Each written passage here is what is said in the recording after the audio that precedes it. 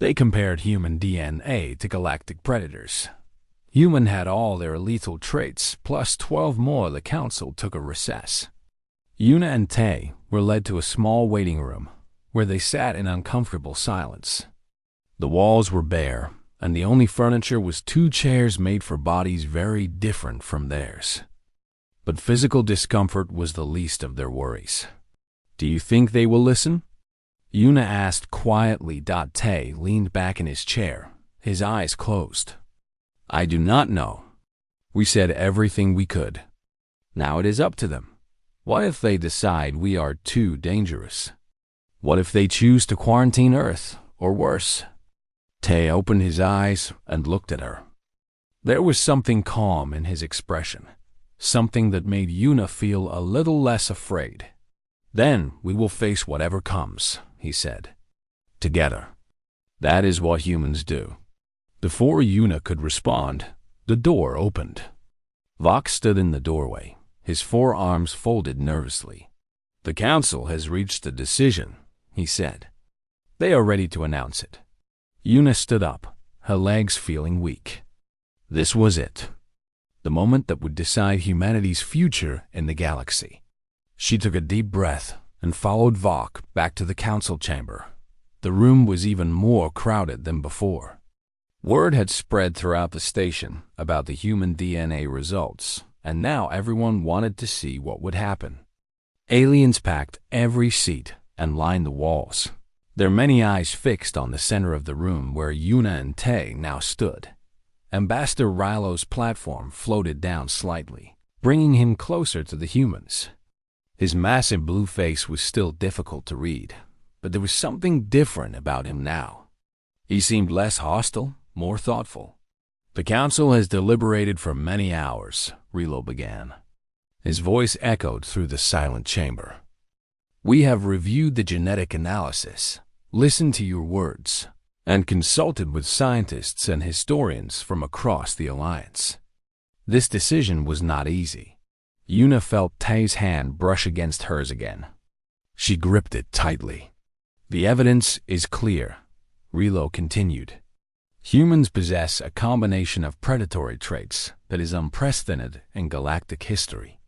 By every measure we use to evaluate threat levels, your species should be classified as extremely dangerous."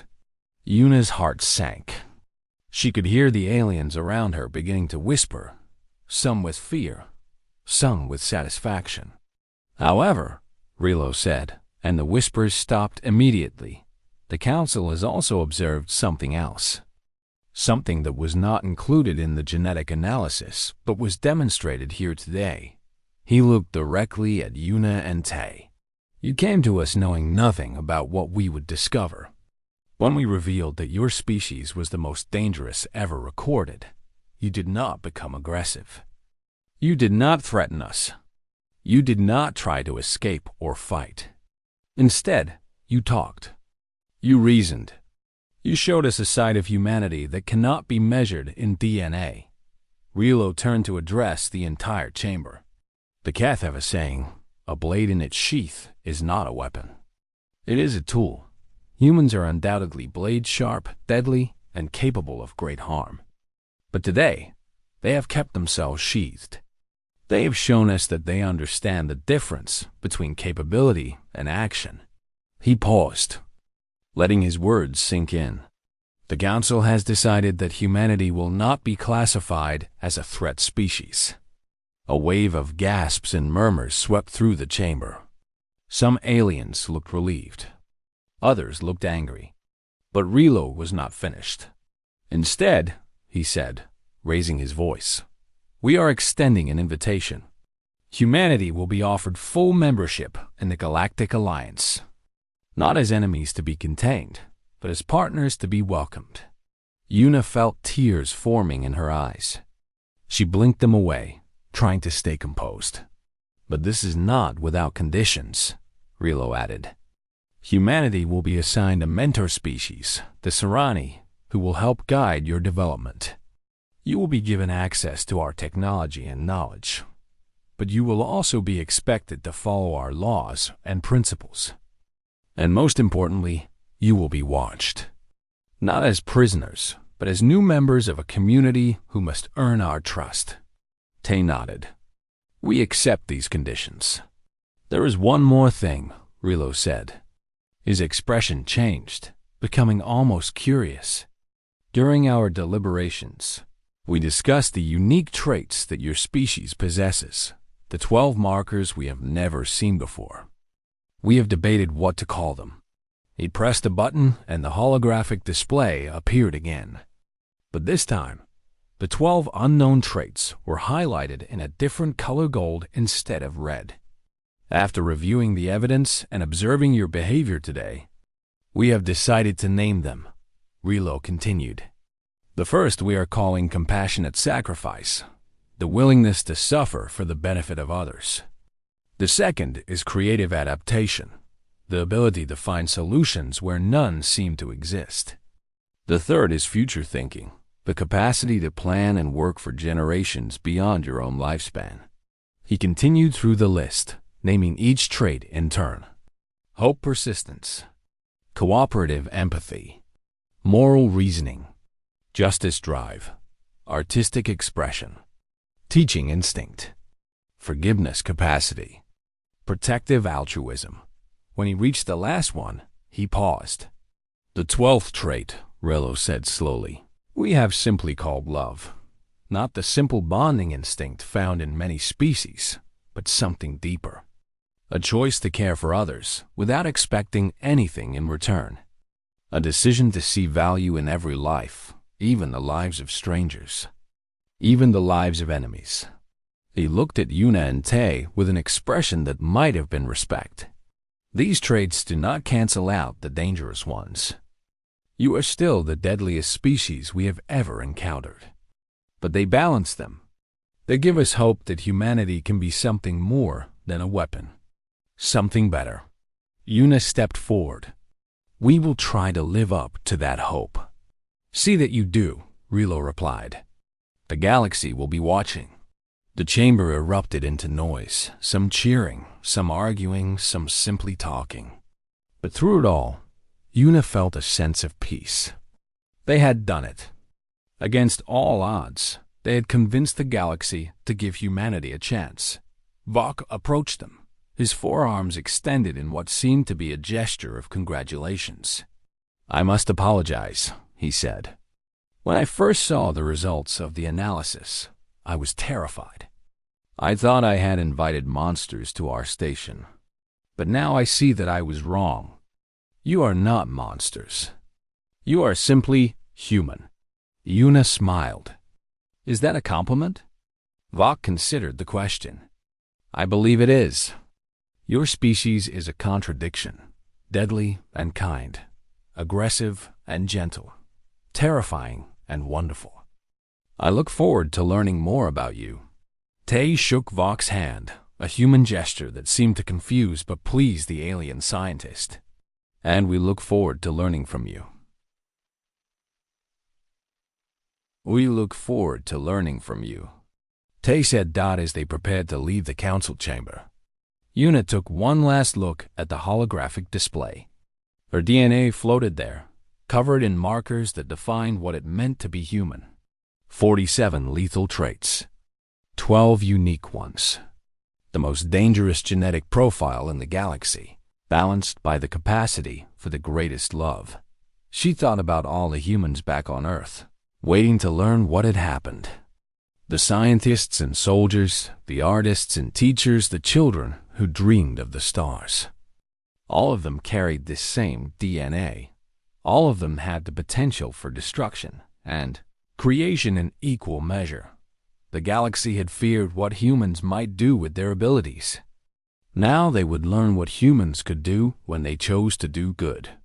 Yuna walked out of the chamber, Tay beside her, ready to begin the next chapter of humanity's story. They were no longer alone in the universe. They had found a community, a purpose, a chance to prove that being dangerous did not mean being evil. Somewhere among the stars, a new alliance was being born. And humanity, with all its deadly traits and all its capacity for love, would help build it. The future was waiting. They compared human DNA to galactic predators. Human had all their lethal traits plus 12 more. The silence in the council chamber stretched on. Yuna could feel her heart beating in her chest, each second feeling like an hour. Ambassador Rilo stared down at her from the floating platform, his small eyes unreadable. Then he spoke. "You ask us to help you. But how can we trust creatures whose very blood is designed for killing? You say you can choose peace, but what happens when you choose war?" Before Yuna could respond, another voice cut through the chamber. "I would like to show you something." Everyone turned to look at Tay. He had stepped forward, his posture calm but commanding. There was something different about him now, a quiet authority that made even the aliens pay attention. "Permission to approach the display?" he asked. Rilo hesitated, then nodded slowly. "Granted. But know that you are being watched closely." Tay walked to the center of the room where the holographic DNA display floated. He studied it for a moment, then turned to face the council. "You have shown us the traits that make humans dangerous," he said. "Persistence, pattern recognition, spite endurance, tool adaptation. All true, all real. But I noticed something missing from your analysis." Vok, who was sitting in the audience section, leaned forward with interest. "Missing?" The analysis was complete. It was complete in terms of predator traits, Tay agreed. But you did not analyze the other patterns, the ones that balance the danger. He pointed to a section of the DNA display. "May I?" Rilo nodded again, and Vok quickly gave Tay access to the controls. The hologram shifted, showing new patterns that had not been highlighted before. "Here," Tay said, pointing to a complex structure. "What does this section indicate?" Vok studied it, his forearms moving as he checked his data. "That is related to social bonding, emotional connections. We noted it as part of the emotional bonding aggression trait. But you only looked at the aggression part," Tay said. "You missed what comes before the aggression. Humans do not just fight for those they love. They also sacrifice for them. They give. They share. They put others before themselves." He pulled up more data, and the display changed to show Earth. Images appeared, humans helping each other after disasters. Doctors treating the sick. Teachers working with children. Strangers saving strangers. After every war in our history, there were humans who chose to rebuild, Tay explained. After every disaster, there were humans who chose to help. Not because they were ordered to, not because they would gain anything, but because they could not stand to see others suffer. The images continued. A human pulling another from a burning building. A crowd of people donating food to the hungry. Soldiers stopping to help injured enemies. The chamber watched in silence. "You call our persistence a weapon," Tay said. "And it can be. But it is also what allows a mother to stay awake all night with a sick child. It is what allows a rescuer to dig through rubble for days searching for survivors. It is what allows a friend to never give up on someone who has lost hope." He turned to look directly at Rilo. "You call our spite endurance dangerous. And it can be. But it is also what makes us refuse to accept injustice. It is what makes us fight against cruelty, even when we know we might lose. It is what made humans throughout history stand up against tyrants, against slavers, against anyone who tried to take away the dignity of others." Rilo's expression had changed. He no longer looked angry. He looked uncertain. "You call our pack coordination a military advantage," Tay continued. "And it can be. But it is also what allows humans to build cities, to create governments, to work together on projects that take generations to complete. No single human built our civilization. Millions of us, working together across centuries, created everything we have." He lowered his voice, speaking now with a quiet intensity that made even the whispers in the crowd fade to nothing. Every trait that makes us dangerous also makes us capable of great good. The same DNA that produces killers also produces healers. The same instincts that drive us to war also drive us to peace. The question is not whether we are dangerous, we are. The question is what we choose to do with that danger. A new voice spoke up from the audience. It was an alien Una did not recognize, small and covered in bright green feathers. I have a question for the humans. Relo nodded. Speak. The green alien stood up. You say you can choose peace. But what happens when you meet a species that chooses war? What happens when you face an enemy that cannot be reasoned with? Will you let them destroy you rather than fight? Tay smiled slightly. It was not a happy smile. No, he said. We will not. If an enemy threatens those we love, those we have sworn to protect, we will fight. We will use every trait in our DNA, every weapon we can create, every ounce of spite and persistence and aggression we possess. We will not stop until the threat is ended. A wave of fear rippled through the chamber. Many aliens shifted in their seats, looking nervous. But Tay was not finished. However, he said, we will always offer peace first. We will always try to find another way. Violence is our last option, not our first. And when the fighting is over, we will be the first to offer our hand to our former enemies, to help them rebuild, to show them that there is a better path. He turned in a slow circle, looking at every section of the audience. This is what it means to be human. We carry the capacity for great destruction and great creation in equal measure. We are the most dangerous species you have ever encountered, but we are also the most capable of compassion. You can choose to fear us, or you can choose to know us. The decision is yours. Silence fell over the chamber again, but this time it felt different. The fear was still there, but it was mixed with something else. Something like respect. Una stepped forward to stand beside Tay. We did not come here to threaten you. We came because we want to join your community. We want to learn from you, and yes, we want you to learn from us. Humanity has much to offer, our creativity, our determination, our ability to never give up even when the odds are impossible. She looked up at the holographic display, at the DNA that defined her species. These traits you see as weapons, they are also tools. They can build as easily as they can destroy. And with your help, with your guidance, we can learn to use them for the good of everyone. Not just humans, everyone. Ambassador Relo was quiet for a long time.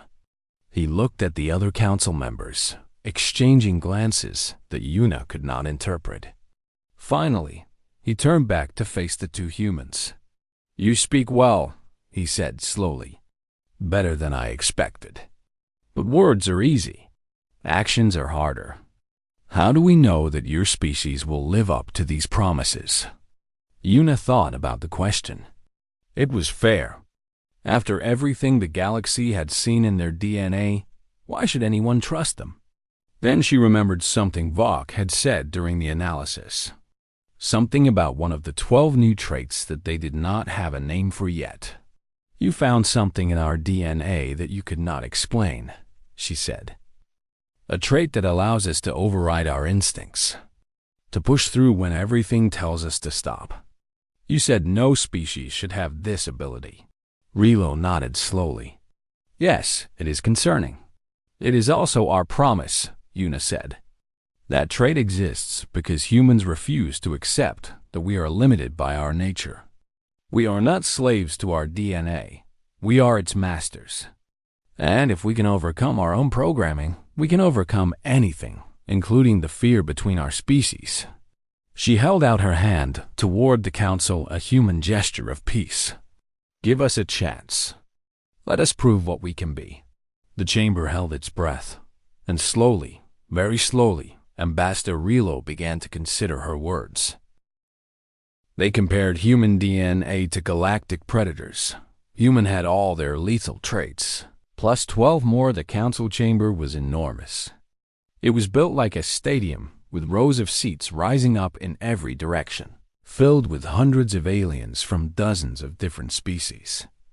They came in all shapes and sizes, some tall and thin, some short and wide, some covered in scales, others in feathers or fur. Their eyes were fixed on the two small figures standing in the center of the room, Yuna and Tay. Yuna had never felt so exposed in her life. The lights above them were bright and harsh, making her squint. Around them, whispers filled the air like the buzzing of insects. She could not understand most of the languages being spoken, but she could understand the tone: fear, anger, confusion. "Silence," a voice commanded. The whispers stopped immediately. Yuna looked up to see a large platform floating above them, where 5 aliens sat behind a curved table. These were the High Council members, the leaders of the Galactic Alliance. She had studied their images before coming here, but seeing them in person was different. In the center sat Ambassador Rilo, a member of the Keth species. He was massive, almost 3 meters tall, with thick blue skin and small eyes that seemed too small for his large head. He was the one who had spoken, and his voice was deep and commanding. "Dr. Yuna of Earth," Rilo said, "you have been brought before this council to answer questions about your species. Do you understand?" Yuna nodded. "I understand. Good." Rilo pressed a button, and the holographic display from the laboratory appeared in the air above them, much larger now, visible to everyone in the chamber. The human DN, a structure, glowed with its dozens of highlighted markers. "This is the genetic analysis of your species," Rilo continued. "The results have been verified 3 times. There is no error. Your kind possesses every lethal trait known to galactic science, plus 12 additional traits never seen before. Do you deny this?" "No," Yuna said simply. "I do not deny it. I saw the results myself." A wave of murmurs spread through the chamber. Rilo raised his hand for silence again. "Then you admit that humans are the most genetically dangerous species ever discovered." Yuna paused. She felt Tay's hand brush against hers, briefly a silent message of support. She took a deep breath. "I admit that our DNA contains these markers," she said carefully. "But I do not agree that this makes us dangerous." Laughter erupted from somewhere in the crowd, harsh and mocking. Rilo did not laugh. His small eyes narrowed. "You carry the genetic weapons of every apex predator in the galaxy, and you claim you are not dangerous? Explain." "Having the capacity for something is not the same as using it," Yuna replied. "Yes, humans can be deadly. Our history proves this. We have fought many wars among ourselves. But we have also built civilizations. We have created art and music and science. We have learned to control our instincts." "Control?" Another council member spoke up. This was Sen, a thin alien with pale skin and long fingers. "Your own history shows that you have killed millions of your own kind. Wars, genocides, famines caused by your own actions. How is this control?" Yuna felt the weight of the accusation. It was true. Human history was filled with terrible things. "We are not perfect," she admitted. "We have made terrible mistakes. But we have also learned from them. Each generation, we become a little better, a little kinder, a little more peaceful. The traits you see in our DNA, they can be used for destruction, yes. But they can also be used for protection, for building, for healing." "Pretty words," Rilo said coldly. "But words do not change genetics. Your species is a weapon waiting to be fired. The only question is when, not if." Tay stepped forward. "Permission to speak?" Rilo looked at him with obvious distrust. "Granted. I was a soldier before I became a diplomat," Tay said. His voice was calm and clear. "I have fought in wars. I have seen what humans can do when they choose violence, and I will not pretend that we are harmless. We are not. More murmurs from the crowd. Yuna felt her heart sink. This was not helping Dot, but Tay continued. However, I have also seen what humans can do when they choose peace. I have seen soldiers become teachers. I have seen enemies become friends.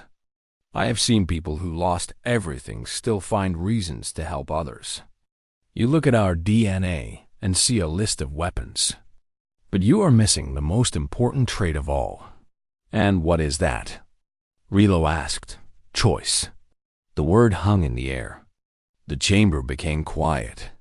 Every creature follows its instincts, Tay explained. A predator hunts because it must hunt. A prey animal runs because it must run. But humans are different. We can look at our instincts and choose whether to follow them. We can feel anger and choose not to fight. We can feel fear and choose not to run. We can feel hunger and choose not to take. This is what makes us human, not our genes, but our ability to rise above them. Sen leaned forward. You expect us to believe that you can simply choose not to be dangerous? I am standing in a room full of armed aliens who fear me, Tay said. Every instinct in my body tells me to fight, to run, to do something to protect myself and my colleague. But I am not fighting. I am not running. I am talking. I am choosing to trust that you will be fair. That is the human way. Rilo's expression was hard to read. He turned to the other council members and spoke in a language Yuna did not understand. They seemed to be arguing, their voices rising and falling in heated debate. Finally, Rilo turned back to face the humans. Your words are interesting, he said slowly, but they do not address the real concern. Even if you can control yourselves, what about the rest of your species? There are billions of humans on your planet. Can you guarantee that every single one of them will make the right choices?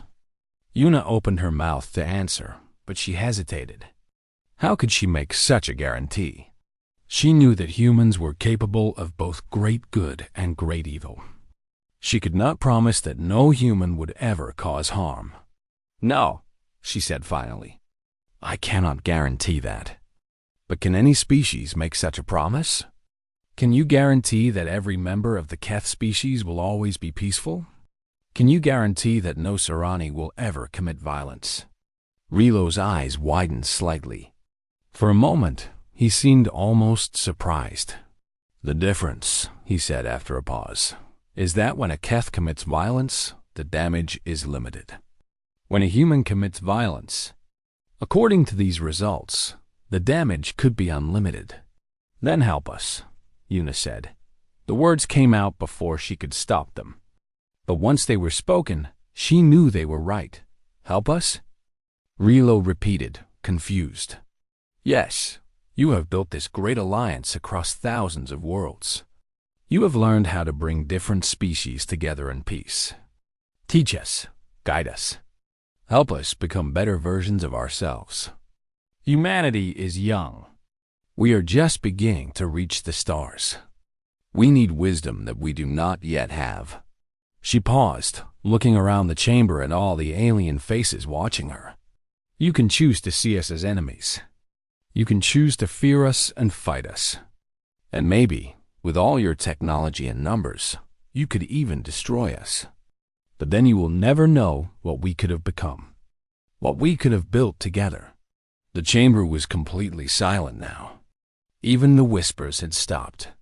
Every alien in the room was watching, waiting. Yuna felt Tay's presence beside her steady and strong.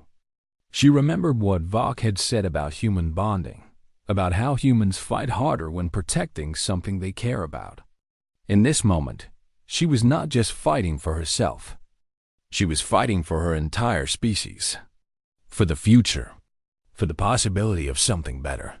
She looked up at Ambassador Rilo and waited for his response. The fate of humanity hung in the balance. They compared human DNA to galactic predators. Human had all their lethal traits, plus 12 more. The alarm stopped after a few minutes, but the silence that followed was worse. Una watched as Vok moved quickly around the room, his forearms working different consoles at the same time. His movements were sharp and nervous, nothing like the calm scientist who had greeted them just hours ago. "There must be a mistake," Una said. "Your machine must have made an error." Vok did not look at her. "Our machines do not make errors. They have analyzed millions of species over thousands of years. The results are always accurate." Tay stepped forward. "Then explain what we are looking at. What does this number mean?" Vok finally stopped moving. He turned to face them, and Una could see that his hands were shaking slightly. It was strange to see an alien show such obvious emotion. "The lethal traits are genetic markers," Vok began slowly, as if explaining something to children. "They are patterns in DNA that indicate predatory capabilities. Things like advanced sensory organs, physical strength, stamina, aggression triggers, pack coordination, territorial instincts. Over the centuries, we have identified exactly 47 such markers across all known species." He waved his arm, and the holographic display changed. It now showed a list of traits, each one with a small symbol next to it. The average prey species has 0 to 3 markers. The average predator species has 8 to 12. Apex predators, the most dangerous hunters in their ecosystems, typically have 15 to 20. And humans? Una asked, though she already knew the answer would be bad. Vok pressed another symbol, and the human DNA structure appeared on the screen. It was covered in glowing marks, so many that it looked like it was on fire. "Humans have all 47 no markers," Vok said. "Every single one. But that is not the alarming part." Tay raised an eyebrow. "It gets worse? Your species has 12 additional markers that we have never seen before. Traits that do not exist in any other species in our database. Traits that we do not even have names for yet." Una walked closer to the display, studying the unfamiliar patterns in her own DNA. "Can you tell what these new traits do?" Vok hesitated. Then he began pointing at different sections of the hologram. "This one here, we believe it is related to something we are calling persistence predation. Your species can chase prey for extremely long periods without stopping. Not the fastest, but the most patient. You simply follow until your target cannot run anymore." "Endurance hunting," Una said quietly. "Yes, that is how our ancestors hunted. They would follow animals for days if necessary." Vok shuddered visibly. "Days? You would hunt for days without rest?" "Humans can walk and run for very long distances," Tay explained. "It is one of our physical advantages. We sweat to cool our bodies, so we do not overheat like other animals." Vok made a sound that might have been disbelief. "This trait alone would make you formidable. But there is more." He pointed to another section.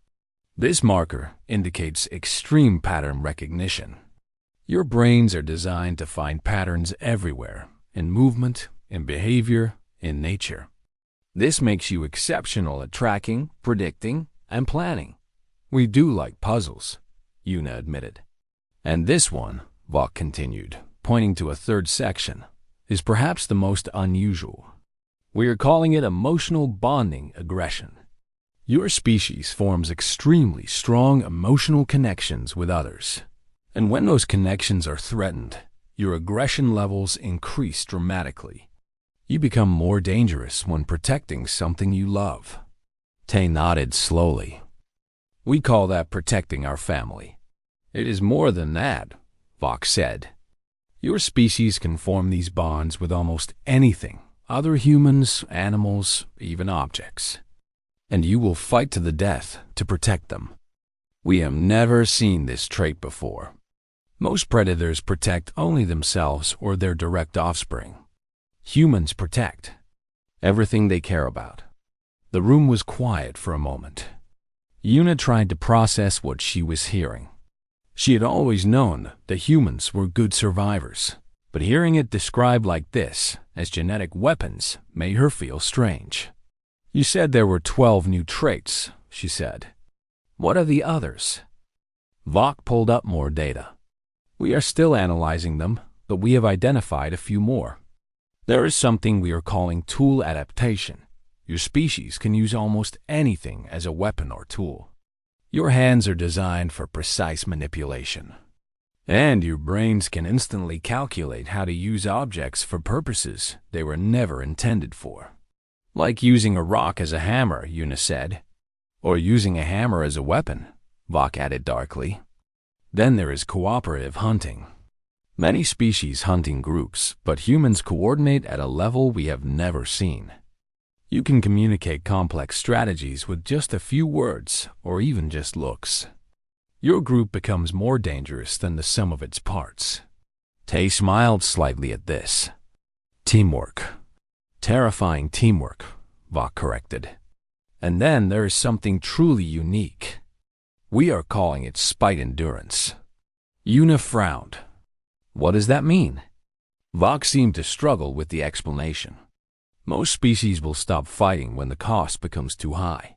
When the pain is too great, when the chance of winning is too small, they retreat. It is a survival instinct. But humans will continue fighting even when victory is impossible. Even when it hurts them. Even when they know they will lose. That is called determination," Yuna said. "No," Vok replied. "Determination is continuing because you believe you can win. This is different. This is continuing because you refuse to let your enemy win. You will destroy yourself just to damage them. You will burn your own house to burn theirs. This is not rational. This is not survival. This is spite." Tay laughed softly. "You make it sound like a bad thing." Vok stared at him with those large black eyes. "From the perspective of anyone fighting against you, it is the worst thing imaginable. You cannot negotiate with spite. You cannot wait out spite. Spite does not care about logic or cost or consequences. It only cares about making sure the other side suffers." The holographic display continued to glow with dozens of highlighted markers. Each one represented something dangerous about human beings. Yuna looked at her own hands, wondering how her simple body could contain so much deadly potential. "There is one more trait I must mention," Vok said quietly. "We do not have a name for it yet. It is unique." He pressed a symbol, and a new pattern appeared on the screen. It was different from the others, larger, more complex, touching almost every part of the DNA structure. "This trait allows humans to override their own instincts," Vok explained. "Fear, pain, hunger, tiredness, your species can choose to ignore them. You can push through barriers that would stop any other creature. You can force your body to continue when every signal tells you to stop. Willpower," Yuna said. "No species should have this ability," Vok whispered. "It goes against every rule of biology. Instincts exist to keep creatures alive. By ignoring them, humans put themselves in incredible danger. And yet, it also means there is almost nothing that can stop you." The door to the laboratory opened suddenly, and several aliens rushed in. Yuna recognized their uniforms. They were security officers, and they were carrying weapons. "Vok," one of them said urgently, "the council is assembling. They want the humans brought before them immediately." Vok nodded slowly. "I expected this. The results have already been transmitted to all council members. They are concerned." "Concerned?" The officer repeated. "They are terrified. Ambassador Relo is demanding that Earth be classified as a threat planet. There is talk of sanctions, quarantines. Some are even suggesting more extreme measures." Yuna felt cold. What kind of measures? No one answered her question, but the way the security officers looked at her with fear and suspicion in their alien eyes told her everything she needed to know. Tay moved to stand beside her, his body relaxed but ready. She knew that posture. It was the stance of a man preparing for trouble. "It seems," he said calmly, "that our DNA has made quite an impression." Vok looked at both of them, and for a moment, something like sadness crossed his alien face. "I am sorry," he said. "I invited you here for science. I never thought that we would be monsters." Yuna finished. Vok did not deny it. He simply lowered his head and gestured toward the door. "Please follow the officers. The council is waiting." And so Yuna and Tay walked out of the laboratory, surrounded by armed aliens, knowing that everything they were about to face depended on what they said next.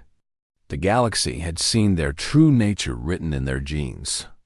Now they would have to convince everyone that being a predator did not make them enemies. Yuna hoped they would get the chance to try. They compared human DNA to galactic predators.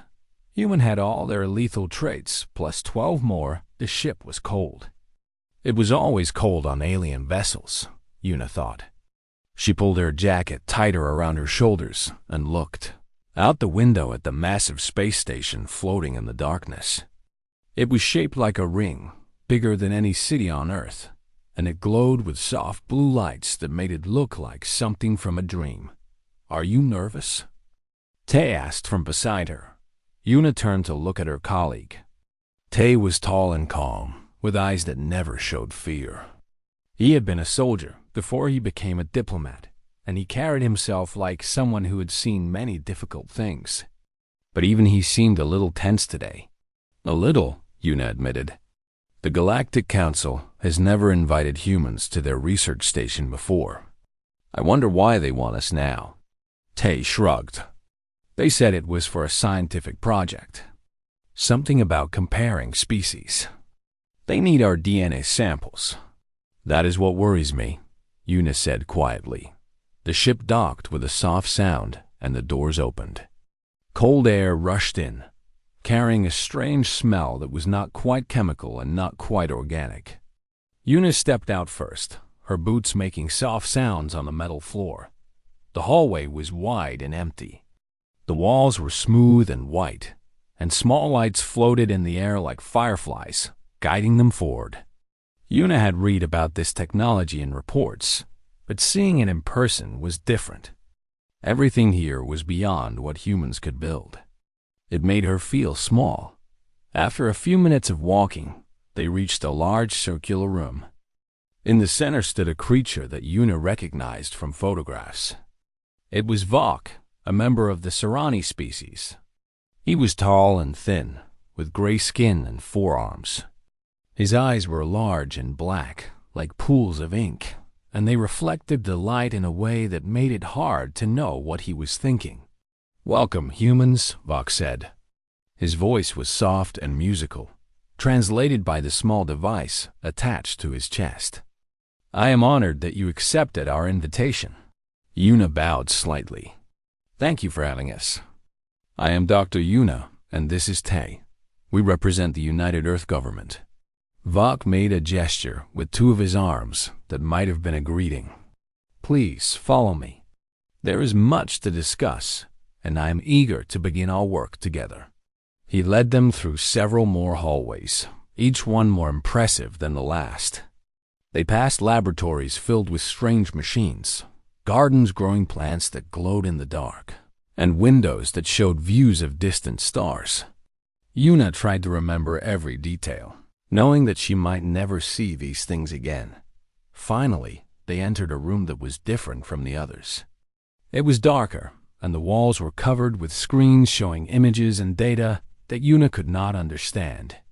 In the center of the room was a large table made of light, and above it floated a holographic display of what looked like a spiral of colors.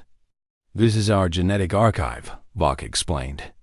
"For thousands of years, the Galactic Council has collected and studied the DNA of every known species. We have samples from millions of worlds, representing billions of life forms." Yuna stepped closer to the display, fascinated. "This is incredible. What do you use it for?" "Many things," Vox said. "Medical research, understanding evolution, predicting threats." He paused on that last word, and Yuna noticed that his eyes seemed to focus on her more carefully. Every species has a genetic story. By reading that story, we can understand what they are capable of. Tay crossed his arms. "And you want to add humans to this archive?" "Yes," Vox said. "Humans are relatively new to the galactic community. We know very little about your species from a biological perspective. Your technology is impressive for such a young civilization, and your expansion has been rapid. The Council is curious." There was something in his voice that made Yuna uncomfortable. It was not hostility exactly, but there was a carefulness to his words that suggested he was not telling them everything. "We have prepared the samples you requested," Yuna said, pulling a small container from her bag. Blood, tissue, and hair from a diverse group of human volunteers. Vok took the container with one of his upper arms. "Excellent. The analysis will take only a few hours. In the meantime, please rest. You have traveled far, and I imagine you are tired." But Yuna was not tired. She was curious. "If it is possible, I would like to watch the analysis. I am a geneticist myself. This is a unique opportunity to learn about your methods." Vok hesitated. His large eyes blinked slowly, and for a moment, Yuna thought he would refuse. But then he made a sound that might have been a laugh. "Very well, Dr. Yuna. You may observe. But I must warn you, what we discover may be surprising." He moved to a console on the side of the room and began pressing symbols that Yuna could not read. The holographic display changed, showing a double helix that she recognized as the structure of DNA, but it was different from human DNA. Displays this one had markings and colors that indicated something. She did not understand. "This is the template we use for predator species," Vok explained. "Over the centuries, we have identified certain genetic markers that appear in species with high predatory potential, speed, strength, aggression, pack behavior, hunting instincts. We call these the lethal traits." "And you compare all new species to this template?" Tay asked. "Yes, it helps us understand what level of caution is needed when dealing with them." Vok inserted the human samples into a machine. Most species match only a few traits. The Torvak, for example, have 4. The Krishi have 7. They are considered very dangerous. The highest count we have ever recorded is 11, from the Nox, a species that nearly destroyed their entire star system before they were stopped. Yuna felt a chill run down her spine. "And what happens to species with high counts?" Vok did not answer immediately. He watched the machine work, his forearms folded behind his back. When he finally spoke, his voice was quieter than before. They watched, carefully. The machine made a soft sound, indicating that the initial analysis was complete. Vok turned back to the console, and the holographic display began to change. Numbers and symbols appeared, scrolling too fast for Yuna to follow. Then the display stopped. The room became very quiet. Vok stood completely still. His large eyes had grown even larger, and his gray skin seemed to have become pale. He said nothing for a long moment, just staring at the screen, as if he could not believe what he was seeing. "Is something wrong?" Yuna asked. Vok turned to look at her.